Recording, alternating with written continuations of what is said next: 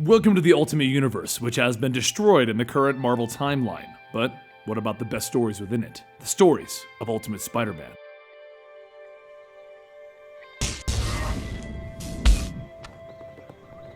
This is our continued Saturday morning series following the adventures of Ultimate Spider-Man with Volume 2. All alterations to the panel text and images are to prevent copyright problems, and all art is owned by its respective companies. Enjoy the recap read dramatically to you. Our story begins as a man stands over a group of security guards telling them that he's pretty sure he didn't get paid enough to take another hit, so they should probably just give him the money.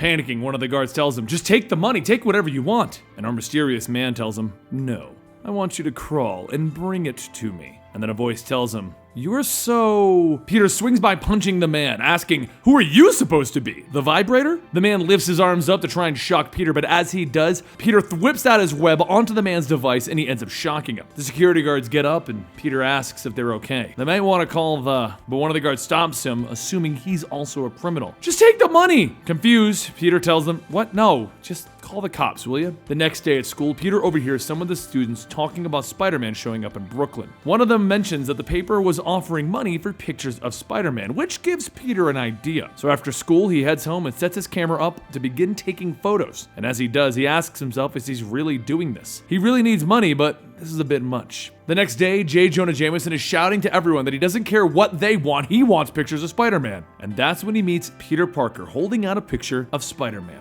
Everyone stops to look and Jonah takes the stack, asking, "Where in good God's green earth did you get these?" Peter tells him, "I called in a little while ago about them. I got them when Spider-Man came to my school." Jonah looks at them and asks, "Did you take these pictures?" And Peter tells him, "Yeah." So he starts sifting through all the photos, telling him, "Each one of these is crap. But from the bunch, there is one that he pulls out." Jonah eyeballs Peter up and down and he says, "Old are you?" "I'm 16, sort of." And Jonah tells him, "Fine, I'll give you 50 for it." But before Peter can ask anything, Betty Brant begins to scream at her computer, shouting that she will light this whole place on fire. Jonah asks her what's wrong, and Betty tells him that she's an associate book editor, not a web designer, and she can't get this thing to work. It constantly freezes. Peter looks down at the screen and tells them that he sees the problem, and with a few clicks, he clears out the script error. Jonah begins signing over the payment of the pictures and asks Peter again, "How old are you? You go to school or something? You need a job?" After accepting the job, Peter heads home for the night, and as he sleeps, he begins to have the same nightmare that's been haunting him ever since Uncle Ben's death. He wakes up screaming that he couldn't stop it. He just couldn't stop it. So the next day, he decides he's gonna go look up information on that robber. And as he enters in the information, two links pop up, one with an image. The image shows the man with other thugs. And through a link of all of the thugs, Peter realizes that the man at the top of the list is Wilson Fisk, the Kingpin. After work, Peter spies on the three thugs that he saw in the photo with Uncle Ben's killer. As the men head into their hideout, Peter kicks the men inside, telling everyone that he's here to sign up for the wet t-shirt contest. Dan goes to grab his gun, but Peter whips his webs out, knocking the gun out of his hand. The bigger man, Ox, steps up, and Peter punches him with all he's got, and quickly realizes punching Ox may not have been the best idea. He swings, knocking Peter into Dan, and then Montana cracks her whip,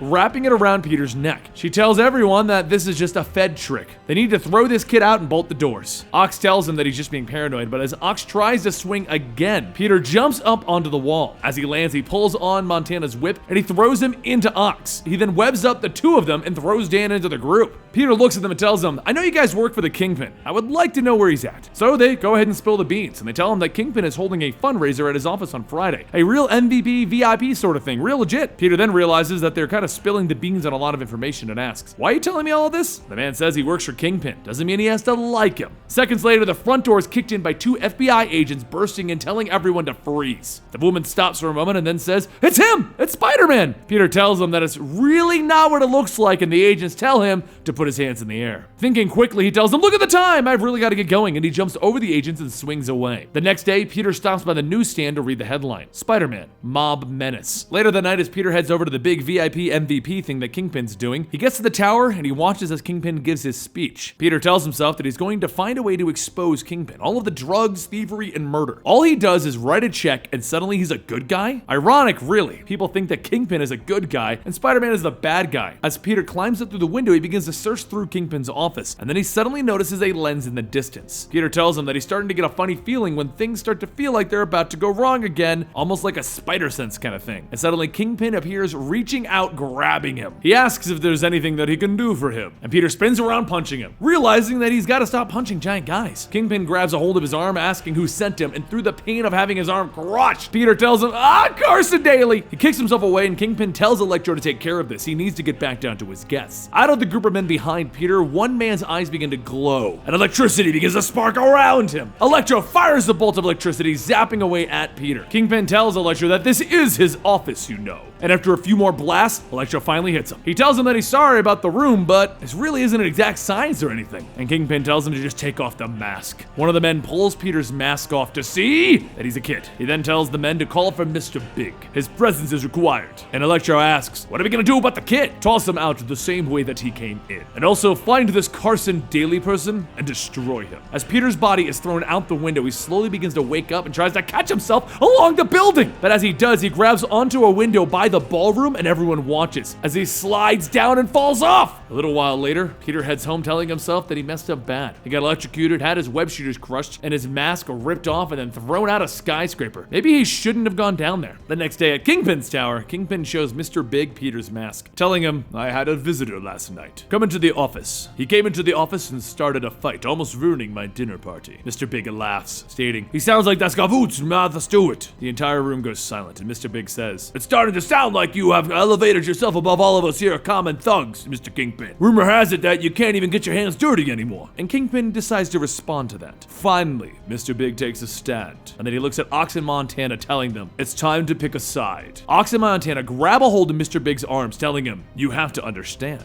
Kingpin takes off Mr. Big's hat, and then slides Peter's mask onto him and begins to wrap his hands around his head. Kingpin's hands begin to come together, and his grip begins to get tighter, and Mr. Big begins to scream out in pain, until finally, he stops screaming. The next morning, Peter watches the news as reports of the body of Mr. Big floating down the river wearing the mask of Peter are being aired. He tells himself being demasked isn't the worst thing to happen to a superhero. This right here is the worst thing that can happen to a superhero. The next day in class, the teacher begins to review what type of man Richard Nixon was when he was president and why he had everything recorded. The class begins to shout out answers, and one of them says that he was paranoid, to which the teacher tells him that that is correct. The teacher goes on asking, why would a paranoid man record all of the questionable dialogue? And Peter remembers back to when he saw the security footage in Kingpin's office, and he says, because he thought he was untouchable. After class, Peter begins searching online for security systems and finds the company name rather quickly, so he has an idea. And he emails the company stating that he's interested in getting security for his business, and he would like information on some of the systems that they use for their larger businesses. After heading home for that day, he checks his computer to find the security company emailed him back and told him the exact model that all of the large companies use, as well as a link to the technical pages for how they work. After watching everything that they've given him, he realizes that they record everything on DVDs, and he needs to get those DVDs. Because not only will they have a video of him being demasked, but it also will allow him to find out what the Kingpin has been doing. Later that night, Peter sets out and sneaks into Kingpin's tower, and once he gets inside, he sneaks up on the security guard who's monitoring the security system, knocking him out. Meanwhile, back upstairs, Kingpin talks with Electro and his men regarding the fact that they need to find that Spider-Man kid. Downstairs, Peter is fighting off the second security guard, and the guard fires a few shots hitting the building's electrical panels. Suddenly, the whole building loses power. Now, with everyone knowing that someone is here, Peter runs over to the security server and rips the door off of the hinges. He cycles through a few discs and takes the ones with the date of him being there and a few of the extra ones. He then packs up and gets a funny feeling, and a bolt of electricity shoots by. He barely dodges the strike, and then a whip lashes out, wrapping around his neck. As Peter looks back, he sees Electro, and Electro tells him, don't worry, this will only hurt a lot. Peter manages to break free from the whip and begins fighting everyone and dodging their attacks. Dan starts shooting, but Peter asks him, how many times do I have to tell you? No guns! And he webs up his hands again. Before jumping away, Ox grabs a hold of Peter's leg and begins slamming him back and forth into the computers. Peter lays on the ground. Ox grabs him by the neck and tells him, we should go on and bring you to the Kingpin. But as everyone looks at Peter, he shouts, acting, ta-da! And he kicks Montana and Electro away. Electro fires the bolt, but Peter dodges out of the way of that one, and the bolt ends up hitting Ox. Montana, in response to that, cracks her whip as Electro is apologizing. And as the end of the whip is getting closer, Peter grabs it and pulls it to bring Montana to him and then kicks him back down. With Ox and Montana down, Electro begins firing away, trying to hit Peter, so he jumps down, grabbing him by the wrist, telling him, I'm kind of curious as to how you got your powers. Are you a mutant? And Electro responds with, are you? Peter tells him that he asked first, so Electro tells him he's not a mutant. But why would you care anyway? Peter responds with, I'm a huge science geek, so I'm kind of sort of into this stuff. I will say this, after they take care of you, we're gonna be going after your friends and your family. They're all gonna be fried. And Peter tells him, if that's the case, then you can't be mad about me doing this. He kicks a water pipe and throws Electro into the pouring water. The water electrocutes him, and soon he begins to fall over. Looking down at everyone, Peter hears Ox trying to wake up. So he jumps down on him and tells him that if he wants to do the right thing, march that incredibly stupid butt over to the comp and confess what they did. And then he begins to run towards the exit, thinking to himself, he did it. He really did it. How cool is he? But before he can open the door, Kingpin's voice tells him, there is no way that you're going to leave here alive. So,